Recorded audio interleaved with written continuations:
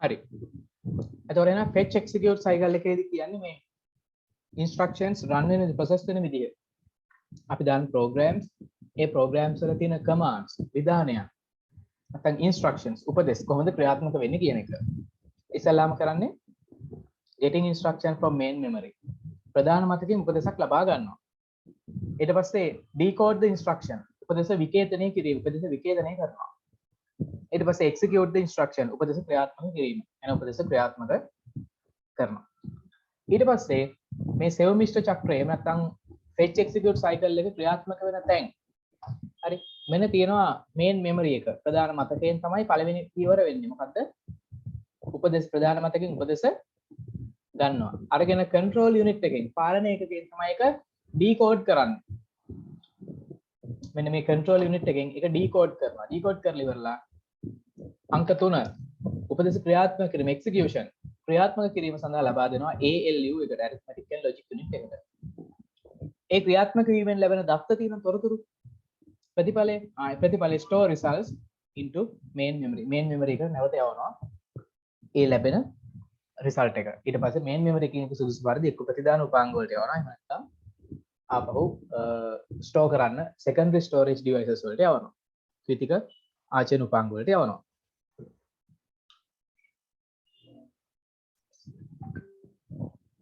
right. ඊළඟට අපි කතා කරනවා multi core processors. දැන් අපේ computers වල තියෙන processors කීපයක්. Multiple core processors are two or more independent processors on a single computer for executing instructions. අපේ පරිගණකවල ස්වාධීන පරිගණකයක processors දෙකක් වගේ. එක processor එකේ layers දෙකක් තියෙනවා. තුනක් සමහර හතරක් තියෙනවා. තුනක් කියන්නේ දෙකක් තියෙනවා. එහෙම නැත්නම් හතරක් තියෙනවා. එහෙම නැත්නම් අටක් තියෙනවා. එතකොට ඔන්න ඔය layers වලට අපි කියනවා cores කියලා. හරය කියලා. බහු හර සකසන. Multi core processors.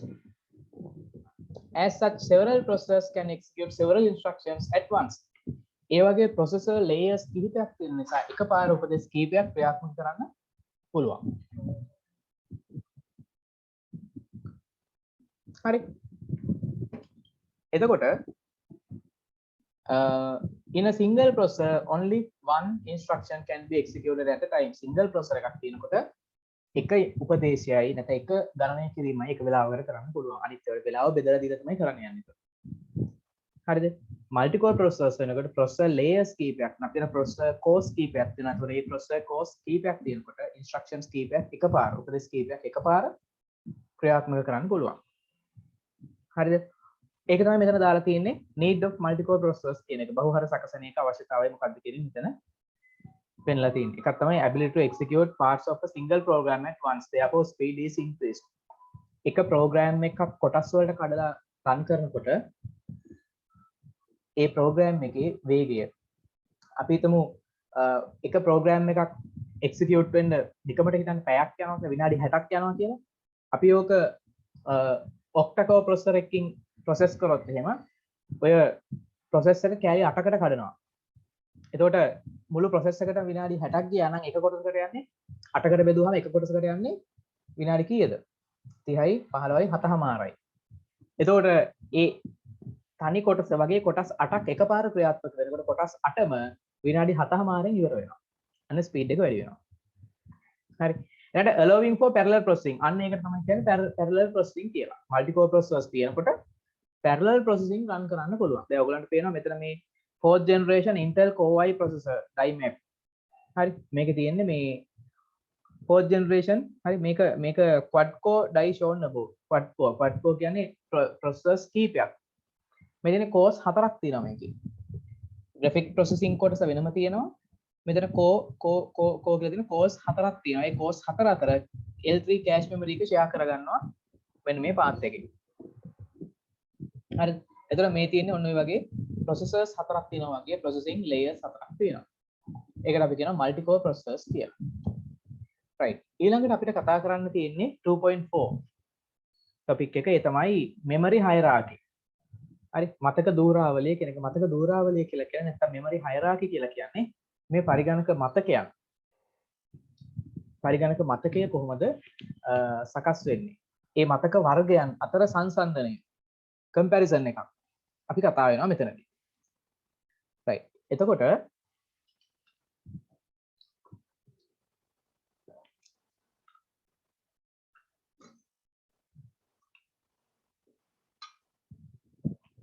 අපි දල වශයෙන් ඉගෙන ගත්තා විවිධ මතක උපාංග ගැන. memory devices ගැන. ඒතර ඔය devices ටික ගැන අපි idea එකක් ගන්න. අපි මේවා compare කරන්න අපි පාවිච්චි කරනවා comparison criteria. සංසන්දනය කිරීමේ නිර්ණායක. මොනවද මේ නිර්ණායක? පළවෙනි එක තමයි size, භෞතික ප්‍රමාණය. memory unit එකේ physical size එක. ඊළඟට cost එක. cost එක කියන්නේ ඒ memory unit එකේ එක data bit එක single data unit එකක් දානවා නම් කොච්චර පිරිවැයක් වෙනවද? access speed එක. access speed එක කියන්නේ ප්‍රවේශ වේගය. කොච්චර ඉක්මනට මේකෙන් process වෙනවද? ඊළඟ capacity එක.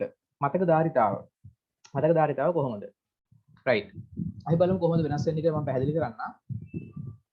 memory hierarchy එකේ අපි දානවා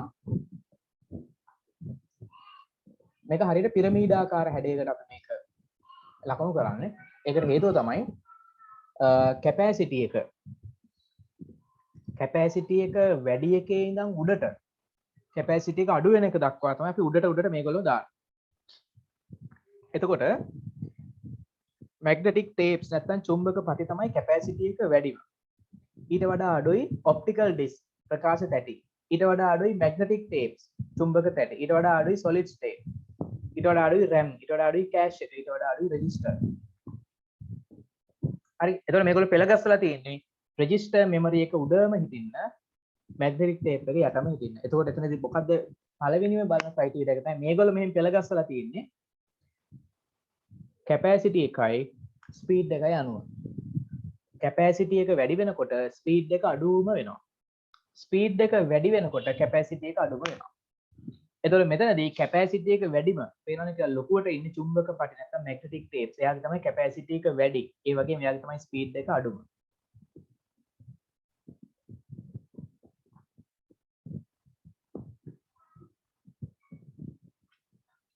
හරිද?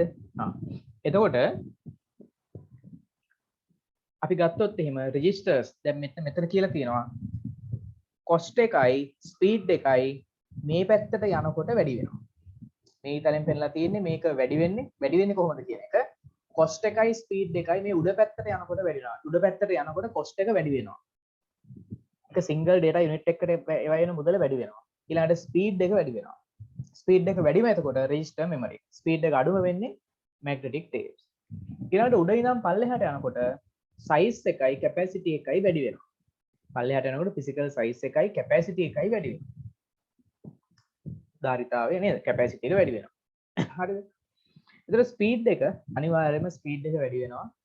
මේ දැන් ඕගොල්ලෝ දැකලා ඉතින් සමහර ලාවට මේ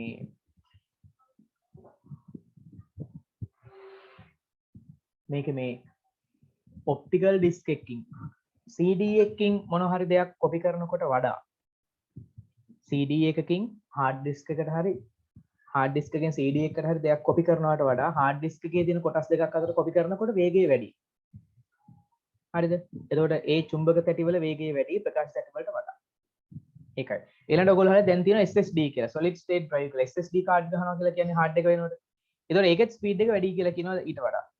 processing speed එක වැඩි කියලා. ඒකෙන් තමයි solid state devices ඝන තත්ත්වයේ උපාංග වල speed එක චුම්බක උපාංග වලට වඩා වැඩි. හරි. අවුඩට යන්න තව ස්පීඩ් එක වැඩි වෙනවා. වැඩිම ස්පීඩ් එක තියෙන register memory එකේ. ඒ වගේම cost එක කියලා කියන්නේ හිතන්න චුම්බක තැටි නැත්නම් ප්‍රකාශ තැටි optical disc හිතන්න. optical disc එකක් ගත්තොත් CD එකක empty CD එකක ඔයගලන්ට empty DVD එකක් තියෙනවා. empty DVD එකක් රුපියල් 20කට විතර ගන්න පුළුවන්. empty DVD එකේ දාන්න පුළුවන් 4.7 gigabytes. GB 4ක් දාන්න පුළුවන්. හැබැයි ඕගොල්ලෝට කඩේට ගිහලා රෙජිස්ටර් මෙමරි එකක් නිකන් ගන්න බෑ. වෙනම අතට ඊළඟ එන්න බෑ රෙජිස්ටර් මෙමරි එකක්. ඔයගොල්ලෝ රෙජිස්ටර් මෙමරි එක තියෙන්නේ කොහෙද? ප්‍රොසෙසර් එක ඇතුලේ. රෙජිස්ටර් මෙමරි එකක් ගන්නවා නම් ඕගොල්ලන්ට ප්‍රොසෙසර් එකක් තමයි ගන්න වෙන්නේ. රෙජිස්ටර් මෙමරි එකේ කැපැසිටි එක කිලෝබයිට් වලින් වගේ තියෙන. කිලෝබයිට් 2යි 3යි ඊට වඩා අඩු සමානයි. හැබැයි ප්‍රොසෙසර් එකක් තියෙන රුපියල් 45000යි 25000යි 30000යි ප්‍රොසෙසර් එක. ඒතර බොහොම චුට්ටි මතකයක් ඒක ඇතුලේ තියෙන්නේ. හැබැයි ඒකට වැඩි මුදලක් දෙන්න වෙනවා. එතකොට දැන් අර කඩවල් වල කරනවා වගේ මේ එකපාර ගාන වැඩි කරන්න බැරි නිසා ප්‍රමාණය අඩු කරලා ගාන චුට්ටක් වැඩි කරනවා. හරි. අන්න ඒ වගේ CD එකක් ගත්තාම CD එකේ ප්‍රමාණය වැඩි ගාන අඩුයි. රෙජිස්ට්‍රි මෙමරි කෑෂ් මෙමරි ගන්නකොට ඒක මදර් බෝඩ් එකට හරි ප්‍රොසෙසර් එකට හරි සම්බන්ධ වෙලා තියෙන නිසා බොහොම පොඩි මතක ධාරිතාවක් තියෙන හැබැයි ගාන වැඩි. අන්න ඒ නිසා එක බිට් එකකට බිට් cost per bit එක බිට් එකකට වැය වෙන cost එක මුදල් ප්‍රමාණය ගොඩක් වැඩි. මෙතන cost එක අපි කතා කරන්නේ cost per bit එක බිට් එකකට data bit එකකට. ඒතකොට capacity එකක් එක්ක රඳා පවතිනවා.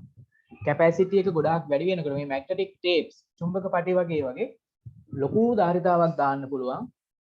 ගානක් එහෙමටම ලොකු නෑ. රුපියල් 350 450ක් සමහරවිට 1000ක් වෙන්න පුළුවන්. නමුත් capacity එක ඊට සාපේක්ෂව ගොඩාක් දාන්න පුළුවන්. ටෙරාබයිට් ප්‍රමාණය දාන්න පුළුවන්. හරි. එතකොට ඔන්න සැසඳුම් නිර්ණායක නැත්නම් comparison criteria වලට අනුව මේ අංක එක තමයි මෙතනදී ඔයගොල්ලෝ මේ order එක. ඒ කියන්නේ devices වල order එක මතක තියාගන්න ඕනේ. උඩින්ම ඉන්නේ register, යටින් ඉන්නේ magnetic tapes. හරි. ඊට පස්සේ registry cache RAM solid state magnetic optical magnetic tapes. ඊට පස්සේ තමයි අර comparison criteria. කොහොමද භෞතික ප්‍රමාණය කොයි පැත්තට යනකොටද වෙනස් වෙන්නේ? අඩු වෙනවද වැඩි වෙනවද? cost එක කොයි පැත්තට යනකොටද මේ idea එකත් එක්ක හිතන්න. cost එක කොයි පැත්තට යනකොටද අඩු වෙන්නේ හෝ වැඩි වෙන්නේ? access speed එක වැඩි වෙන්නේ කොයි පැත්තටද? capacity එක වැඩි වෙන්නේ කොයි පැත්තටද? අන්න ඉච්චරයි වාරම් කරන්නේ. හරි. ඊළඟට ඔය කිව්ව එක memories ගැන පොඩ්ඩක් අපි වැඩිදුර කතා කරනවා. හරි. පළවෙනි එක තමයි volatile memory කියන එක. volatile memory කියන එක. මොකද්ද මේ volatile memory කියන්නේ?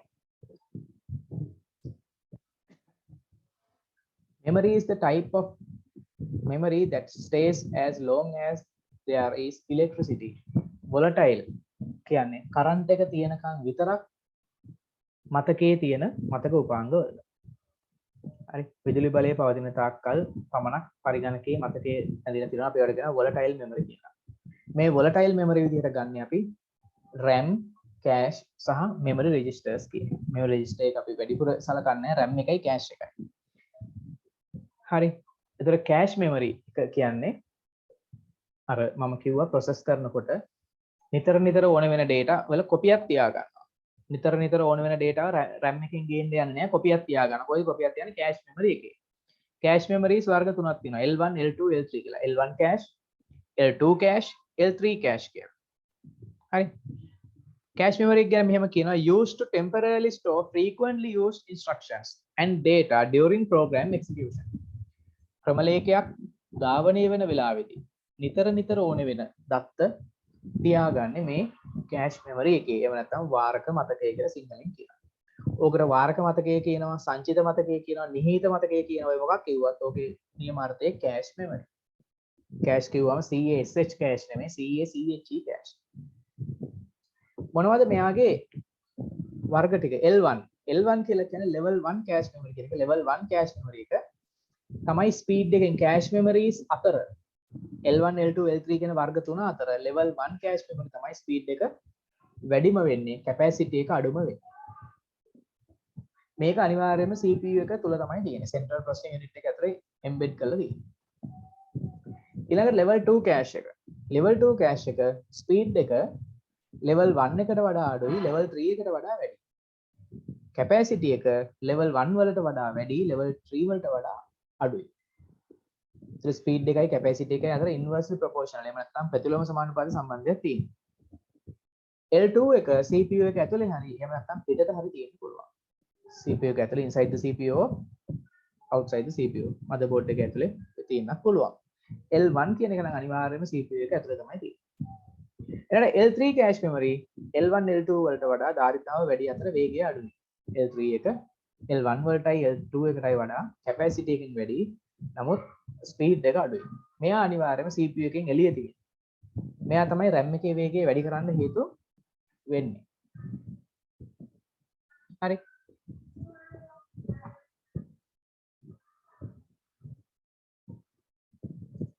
දැන් ඔයගලන්ට බලා ගන්න ඕන නම් Windows Task Manager වලට ගිහිල්ලා මේ තියෙන task manager වලට ගිහිල්ලා ඉවර වෙලා මේකේ performance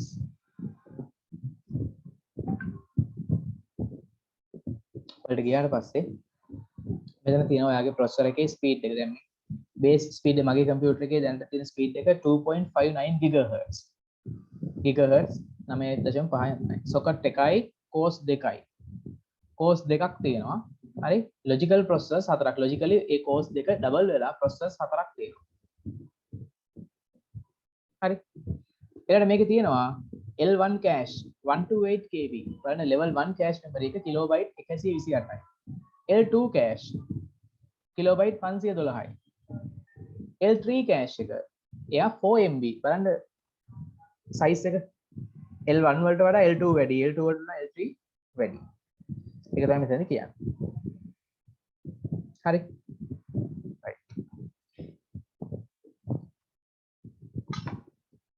L1 L2 L3 size එක කොහමද capacity එක කොහමද කොහෙද තියෙන්නේ ඔන්න ඔය තුන තමයි දැනගන්න ඕනේ මේ cache memories තුන අතර වර්ග තුන අතර වේගය කොහමද size එක කොච්චරද capacity එක කොච්චරද කොහෙද තියෙන්නේ right ඊළඟ තමයි RAM එක RAM එකට අපි කියනවා random access memory කියලා සසම්භාවී ප්‍රවේශ මතකය පරිගණකයේ අපි කතා කරන RAM එක ගැන කියනකොට මෙයා තමයි ලොක්කා අපි කියනවා main memory කියලා right considered as main memory of the computer it retains data and instructions for program currently running program එක run වෙනකොට හරිද ඒ run වෙන program එකේ data සහ instructions තත්ත වගේම තොරතුරු තියෙන්නේ කොහෙද RAM එකේ තමයි තියෙන්නේ RAM එකෙන් අරගෙන තමයි processor එකෙන් run වෙන්නේ දැන් මේ වෙලාවේදී මම zoom කියන application එක run කරමින් තියෙනවා ඊළඟට මේ ඔයගලන්ට පෙන්නන PowerPoint presentation එක PowerPoint run වෙනවා එතකොට මේ PowerPoint වල copy එකක් instructions ටික ඔක්කොම RAM එකේ තමයි run වෙන්නේ. Zoom වලත් එහෙමයි. Zoom වලත් එහෙමයි. ඒ දෙකම RAM එකේ තමයි දැන් run වෙන්නේ. hard disk එකේ අපි සාමාන්‍ය software එකක් install කරාම hard disk එකේ C partition එකේ program files කියන folder එකේ save වෙනවා. ඒක start කරනකොට මේ program එක අපි double click කරලා open කරනකොට start කරනකොට මේ program එක copy එකක් ඒ තියෙන data වලින් copy එකක් RAM එකට ඇවිල්ලා RAM එකේ උඩ ඉඳන් තමයි වැඩ කරන්නේ. හරි. එතන මේ RAM random access memory RAM ප්‍රධාන වර්ග තුනකට බෙදෙනවා. එකක් තමයි SRAM, අනිත් එක DRAM, අනිත් එක SDRAM කියලා. SRAM කියලා කියන්නේ the data is retained for as long as it is supplied within electricity. It is used for cache memory and registry memory. SRAM කියන එකේ current එක තියෙනකම් කිසිම ගැටලුවක් නැතුව memory එක තියෙනවා මුකුත්ම වෙන්නේ නැහැ. කිසිම වෙනසක් වෙන්නේ නැහැ. SRAM කියන එකේ. එතකොට මේ SRAM හදන්න අරගෙන තියෙන්නේ SRAM එකේ එක bit එකක් data bit එකක් save කරන්නේ transistor එකක් අරගෙන. ඒ transistor එකේ තියෙන හින්දා ඒකට මුකුත්ම වෙන්නේ නැහැ. අනිත් වර්ගය තමයි DRAM. DRAM කියන්නේ dynamic random access memory. Dynamic random access memory කියලා කියන්නේ මේ random access memory මේ DRAM කියන වර්ගයේ RAM වල data save වෙන්නේ capacitors වල, ධාරිත්‍රක වල. එතකොට මේ ධාරිත්‍රක ඔයගොල්ලෝ අහලාදී ධාරිත්‍රක නේද? පොළොව විද්‍යාවට අහලාදී ධාරිත්‍රකයක ආරෝපණය වුණාට පස්සේ කාල් ගත වෙනකොට හැමින් එයාගේ ආරෝපණය මොනවාද විසර්ජනය වෙනවා. එයාගේ charge එක අඩු වෙලා යනවා. එතකොට එහෙමනම් මේ DRAM කියන එකේදී data bit එකක් current එක තියෙනවද නැද්ද? 1ද 0ද කියන එක bit එකක් represent කරන්න තියාගෙන ඉන්නේ ධාරිත්‍රකය. හැම bit එකක් සඳහාම මේ capacitor එකක් තියෙනවා. ඉතින් මේ කැපැසිටර් එක නිතර අපි රිෆ්‍රෙෂ් කරන්න ඕනේ. රිෆ්‍රෙෂ් කරලා එයාගේ තියෙන data එක තියෙනවද නැද්ද කියන එක අපි යාට දැනුම් දෙන්න ඕනේ රිෆ්‍රෙෂ් කරන්න ඕනේ. රිෆ්‍රෙෂ් කරේ නැත්නම් එයා මොකද වෙන්නේ? ආරෝපණය කෙමින් අඩු වෙලා නැති වෙලා යනවා. කරන්ට් එක තිබුණත් ටික වෙලාවක් යනකොට මෙයාගේ ආරෝපණය නැති වෙලා යනවා. ඒකට bin 1 කියලා සේව් වෙලා තිබුණා නම් bit එක 0 වෙලා තියෙන්නේ. DRAM එකේ නම් මේ එහෙම එකක් තියෙනවා රිෆ්‍රෙෂ් කරන්න ඕනේ. හරි. එතකොට සාමාන්‍යයෙන් අපේ කම්පියුටර් එකේ main memory එක හදන්න ගන්න මේ DRAM කියන જાතියේ RAM එකක්. ඊට පස්සේ cache memory එකටයි registry memory එකටයි ගන්න අර SRAM කියන જાතිය එක. SDRAM කියලා තව වර්ගයක් තියෙනවා. This is the type of memory that syncs with the computer clock. Computer පරිගණකයේ තියෙන ගණනය කිරීම කාලය ගණනය කිරීම වලට තියෙනවා සිස්ටම් ක්ලොක් කියලා නේද? ඔරලෝසුව ටයිමර් එක. ඒතර අන්නේ ටයිම් එකත් එක්ක සින්ක්‍රොනයිස් වෙවි එකත් එක්ක අප්ඩේට් වෙවි යන මෙමරි එකක් තියෙනවා. අපි ඒකට කියනවා HDRAM කියලා. ඊළඟට මෙමරි රෙජිස්ට්‍රි. මධ්‍ය සැකසුම් මේකකයේ තුල පවතින වේගවත් නමුත් ධාරිතාව අඩු මතක අවකාශයන් රෙජිස්ට්‍රි ලෙස හඳුන්වනවා. කාර්ය අනුව රෙජිස්ටර් වර්ග කිහිපයකට බෙදිය හැකිය. The fastest memory spaces in the central processing unit are called registers. Registers can be divided into several types depending on the task. කාර්ය අනුව ක්‍රියාකාරීත්වය අනුව වර්ග වලට බෙදෙනවා මේ තියෙන registers වර්ග. registers කියන්නේ volatile memory එකක්. ඊළඟට non volatile memory ගත්තාම නැශ්‍ය නොවන මතකය කියලා අපි කියනවා. මේ නැශ්‍ය නොවන මතකයේ අදහස තමයි this is the type of memory stays while the absence of electricity. current එක තිබුණා නැහැ කියලා වෙනසක් නැහැ. එයාගේ අපි මොනවා හරි දෙයක් තැම්පත් කරොත් ඒක නොමැකී තියෙනවා. අපි මකනකන් නොමැකී තියෙනවා. පළවෙනි එක තමයි මේ වගේ තියෙන read only memory. අපි කියනවා ROM කියලා. read only memory ROM. You cannot write data when running normal programs. The firmware is stored in this memory. මේ ROM කියන එකේ ප්‍රෝග්‍රෑම් එකක් රන් වෙනකොට කම්පියුටර් එක රන් වෙනකොට අපිට මොනවා හරි තියෙන දත්ත මේ ROM එකට දාන්න බෑ, සේව් කරන්න බෑ. හරි. එතකොට ROM එකක් වෙනම ප්‍රෝග්‍රෑම් කරලා මේකට එම්බෙඩ් කරන්න පුළුවන්. ඒක ලේසි වැඩක් නෙමෙයි. හරි. ප්‍රෝග්‍රෑම් එකක් රන් වෙනකොට ඒකේ තියෙන data මේ ROM එකේ ලියවෙන්නේ ලියන්න ඒව කරන්න බෑ. මකන්න හිම කරන්න බෑ. කම්පියුටර් එක රන් වෙන ස්ටාර්ට් වෙන්න කම්පියුටර් එකේ බූටින් ප්‍රොසෙස් එකට ඕන වෙන ඉන්ස්ට්‍රක්ෂන්ස් ටික ආරම්භක ක්‍රියාවලිය සඳහා අවශ්‍ය වෙන තොරතුරු ටික අන්න සේව් වෙලා තියෙන්නේ කොහෙද? ROM එකේ. අපි කියනවා firmware එක. firmware is stored in this memory. right. ඊළඟට secondary memory non volatile විදියට ගන්න අනිත් එක තමයි secondary storage. secondary storage වල තියෙනවා the memory used to store long term data on the computer. memory is used to store long term data. කියන්නේ ගොඩක් කල් මතකේ රඳවා තබා ගන්න අවශ්‍ය නම් අන්න ඒ සඳහා භාවිතා කරනවා secondary storages. මේවා non volatile. current එක ගියා කියලා මෙකෙන්නේ නැහැ. ඒවා තියෙනවා. එතකොට ඔයගොල්ලෝ hard disk එකේ save කරන ඒවා computer off කරලා කරාම නැතිලා තියෙන්නේ නැහැ නේ. එතකොට චුම්බක මාධ්‍ය, ප්‍රකාශ මාධ්‍ය සහ ඝන මාධ්‍ය කියලා අපි කියනවා. ඒ කියන්නේ magnetic, optical and solid states media කියලා අපි කියනවා. මේ තියෙන ROM වල වර්ග ටික. ROM වල තියෙනවා විවිධ වර්ග ROM. normal ROM, PROM, programmable ROM, EPROM, erasable programmable ROM, අනිත් එක EEPROM, electrically erasable programmable ROM. මේ විදිහට වර්ග වලට බෙදෙනවා. හරි. මොනවද මේ normal ROM එක? It contains a firmware and cannot be deleted or overwritten. normal computers වලින් අපේ computers වලින් ROM එකේ තියෙන්නේ firmware එක. computer booting process වලට ඕන වෙන firmware එක. ඒක සාමාන්‍යයෙන් අපිට delete කරන්න බෑ, overwrite කරන්නත් බෑ. ඒක උඩ වෙන program එකක් ලියන්නත් බෑ. හරියට මේ normal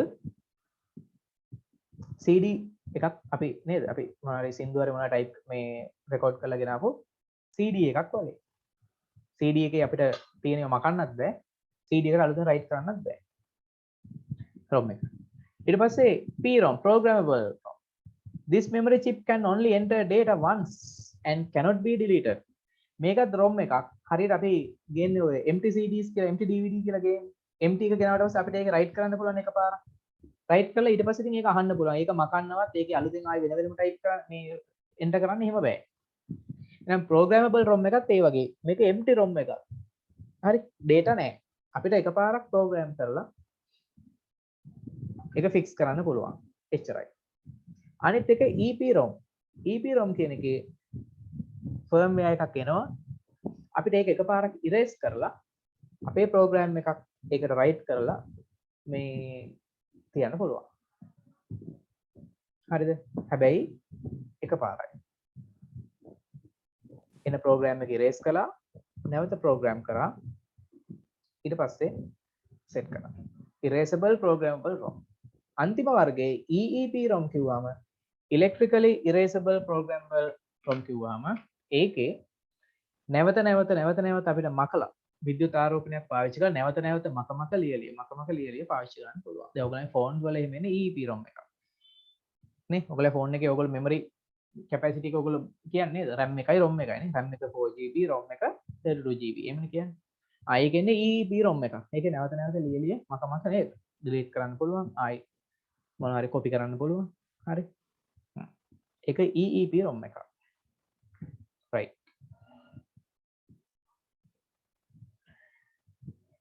ඊළඟට අපි කතා කරනවා එකේ memory access methods. memory access methods. මේ memory access methods කියලා කියන්නේ අපි කියන මතක ප්‍රවේශ ක්‍රම කියලා. මෙතනදී පාවිච්චි වෙනවා. The data stored in the secondary memory storage can be accessed one after other. අපි කියනවා sequential access කියලා. අනුක්‍රමික ප්‍රවේශය. ඒක කලර රූපේ තමයි දාලා තියෙන්නේ. ඒ කියන්නේ memory locations තියෙනවා නම් ඒ memory locations වලට යන්න පුළුවන් එකක් කියවලා ඊළඟට යනවා. එකක් කියවලා ඊළඟට යනවා. එකින් එකට යන්න ඕනේ. ඒ ඉස්සර ගෙවල් ඔය ආච්චිලා ඇසීලා ගෙවල් එහෙම ඇති cassette recorders කියලා. magnetic tape එක දාපු එක. ඕකේ තියෙන සින්දු දැන් ඕගොල්ලෝ සින්දු අහනකොට phone එකේ හරි නැත්නම් DVD player එකේ හරි setup එකේ හරි home theater system එකේ සින්දු අහනකොට ඔයගොල්ලන්ට පළවෙනි සින්දුව ඇහුවා ඊට පස්සේ 10 වෙනි සින්දුව ඇහුවා ඊට පස්සේ ඒකේ තියෙන 25 වෙනි සින්දුව ඇහුවා ඕන විදිහට අහන්න පුළුවන්.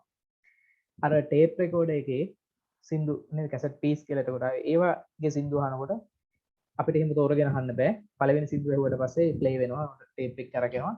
ඊළඟට දෙවෙනි සින්දුව අහන්නම වෙනවා. අහන්න නැත්නම් fast forward කරලා මේක ඉක්මනට කරකවලා ඉදිරියට යවන්න. එකින් එකට තමයි access කරන්න පුළුවන් වෙන sequential. එකකට පසු එකක් ලෙස access කරන්න පුළුවන්. ඒ විදිහට memory එකේ එකකින් පසු එකකට විදිහට යනවා නම් අපි ඒකට කියනවා sequential access කියලා. අනිත් එක random access.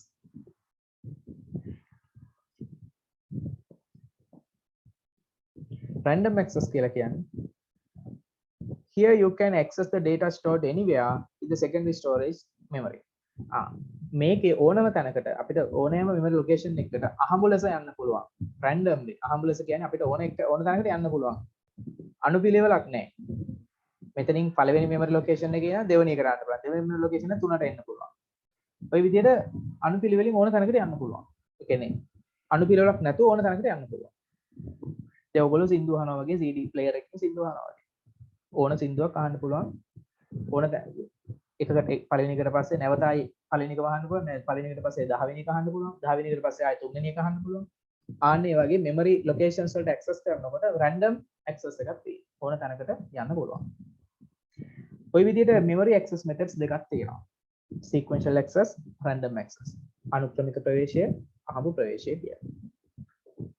හරි. එතකොට මෙන්න මේ විදිහට අපිට පරිගණක මතක උපාංග memory devices ගැන අඳුන ගන්න පුළුවන්. එච්චරයි දෙවෙනි පාඩම. දෙවෙනි පාඩම ඉවරයි. එතකොට මේ දෙවෙනි පාඩමේ තිබුණේ classification, ඉස්සලම evolution නේද? පරිගණකයේ පරිණාමය, ඊට පස්සේ තිබුණේ classification වර්ගීකරණය, පරිගණක විවිධ වර්ගීකරණ ක්‍රම, විවිධ වර්ගවල පරිගණක ගැන. ඊට පස්සේ තිබුණේ මතක උපාංග ගැන. පරිගණක මතක වර්ගීකරණය ගැන. ඒතර ඔය O-level වල තිබිච්ච කරුණු ටික තමයි ඔය පාඩම් දෙකේ. right. ඊළඟට අපි කතා කරනවා තුන්වෙනි පාඩම.